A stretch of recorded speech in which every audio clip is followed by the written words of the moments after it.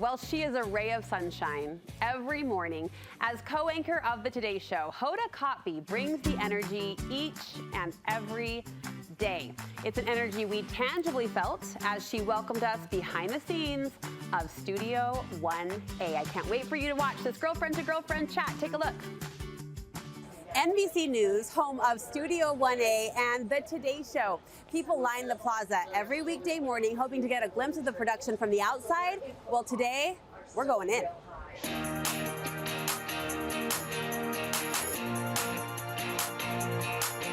Hoda. Yes, darling. Hoda! Look at us. I can't believe this. This is Studio 1A. We are in it. I'm trying to hold myself together and forget Studio 1A. I'm with you. I'm with you. I'm so happy to see you. I'm a fan in the non-creepy sense. Can I say that? Non-stop. What can I say that would not sound creepy, that would communicate my adoration for you? We love you. I love you too. This is early. Yes. This is kind of early. This is kind of early, you're right. Tell me the hardest thing about the alarm clock and the best thing about the alarm clock. Okay, let's start with the best thing. The best thing about the alarm clock is I know that I don't even hit snooze. Once it goes off, I put 2 feet on the ground. Mel Robbins technique. She's like, do not hit snooze. The best thing is I like that I get a lot done in the pre-dawn time. That's my only time. So I actually weirdly look forward to it. There's an hour between like 3 and 4. That's for me. Even before prep for the show, it's for me. What are you doing? I journal, I meditate, I read like things that are nourishing to me, and then, only then, after I have made myself totally whole, I'm like, now let's see what's happening in the news. Then you go. Yeah, I don't get up and go, oh God, oh gee, oh no, oh who's on? I don't do that. No, and that's the best thing. The worst thing is that it's 3 in the morning. Okay. Okay. Just the number. Yeah. At the end. Give me 3 words to describe this hum of a morning machine. Describe 1A in 3 words. It is joyful, it is electric, and it is constant. Like it's like it's like a machine. And that's what the joy we bring and the excitement we bring, but the machine has been in place for so long that we feel like we're riding a toboggan most of the time. We're just hanging on. Gripping. Yeah. White For knuckle. dear life. That's how we do it.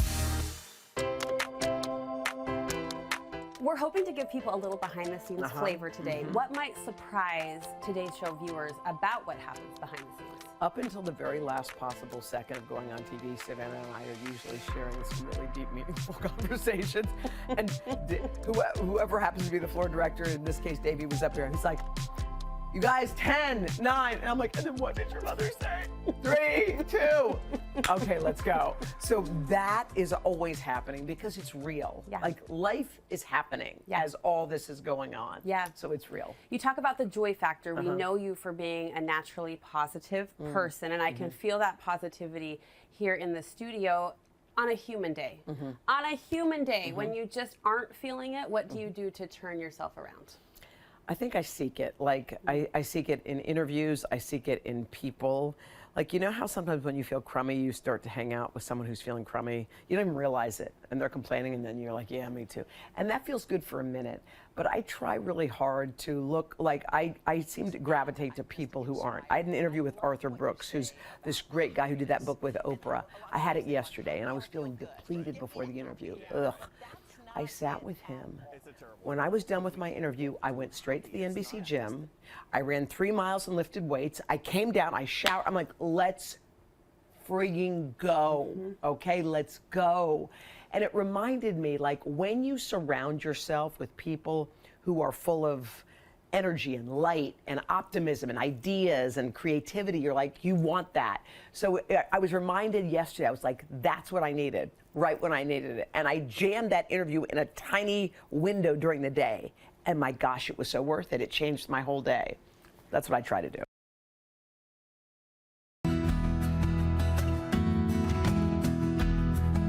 Last question. You are putting it out every day. You are putting it down every day. What do you hope viewers are picking up from you?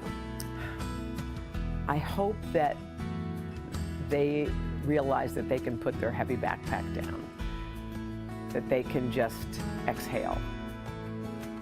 There are scary things, but the world is good. There are pockets of things that are frightening, but the world is good. There are people who will do harm, but most people are amazing. So I hope that they see that perspective. I'm with you. I'm going to help. We're all going to go through this part together, but know this, the world is a good place. We're surrounded by good people, and we just have to know where to keep our gaze. We just have to know where to keep our gaze. Here is what I will add to that conversation. Like you, like the rest of the country, I went into that chat loving Hoda Kotb, right?